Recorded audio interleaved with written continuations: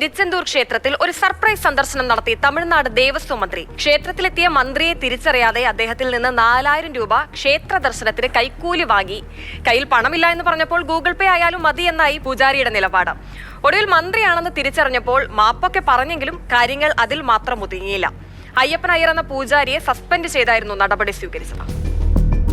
PVK ഈ തെരഞ്ഞെടുപ്പ് പ്രചാരണ സമയത്ത് ജനങ്ങളിൽ നിന്ന് വ്യാപകമായിട്ട് എന്തൊക്കെയാണ് അവരുടെ പ്രശ്നങ്ങൾ എന്നൊക്കെ അവർ ചോദിച്ചിരുന്നു. അതിലൊന്നായിരുന്നു ഈ ക്ഷേത്ര ദർശനത്തിന് വേണ്ടി ഇങ്ങനെ പണം ആവശ്യപ്പെടുന്നു എന്നുള്ള ഒരു കാര്യം.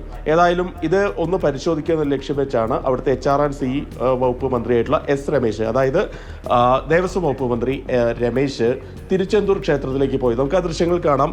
കണ്ടാൽ ഒരു മന്ത്രി അന്നൊന്നും പോലും നമുക്ക് തോന്നില്ല. അദ്ദേഹം സാധാരണയുള്ള ഒരു വസ്ത്രമിട്ട് മാസ്ക് ഒക്കെ ധരിച്ചാണ് അദ്ദേഹം പോകുന്നത്. പ്രത്യേകിച്ച് TVKയുടെ ആളുകളൊക്കെ പുതിയ ആളുകളായതുകൊണ്ട്, അതായത് MLA-മാരാവട്ടെ മന്ത്രിമാരാവട്ടെ എല്ലാവരും പുതുമുഖങ്ങളാണ്. വിജയ് ഒഴിച്ച് അധികം ആളുകളെയൊന്നും ആളുകൾക്ക് അറിയുണ്ടാവില്ല. അതുകൊണ്ട് അദ്ദേഹത്തെ തിരിച്ചറിഞ്ഞില്ല. ഇദ്ദേഹം ക്ഷേത്രത്തിൽ പോയി. അപ്പോൾ അദ്ദേഹത്തിന് കൂടെ ഉണ്ടായിരുന്ന സഹായി എന്താണ് പെട്ടെന്ന് തൊഴാനൊരു സൗകര്യം കിട്ടാൻ എന്താണ് ചെയ്യേണ്ടതെന്ന് ചോദിച്ചപ്പോൾ അവിടെ ഉണ്ടായിരുന്ന ഒരു ക്ഷേത്രത്തിലെ പുരോഹിതൻ, അയ്യപ്പൻ അയ്യർ എന്നാണ് അദ്ദേഹത്തിൻ്റെ പേര്, അദ്ദേഹം 4000 രൂപ ആവശ്യപ്പെട്ടു.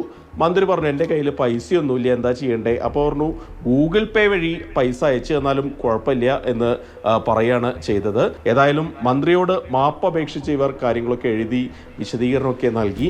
ഈ അയ്യപ്പൻ അയ്യർ എന്ന് പറയുന്ന പൂജാരിയെ മാത്രമല്ല 2 വിമുക്ത ഭടന്മാരായിട്ടുള്ള സുരക്ഷാ ജീവനക്കാർക്കെതിരെയും നടപടി ഉണ്ടായിട്ടുണ്ട്.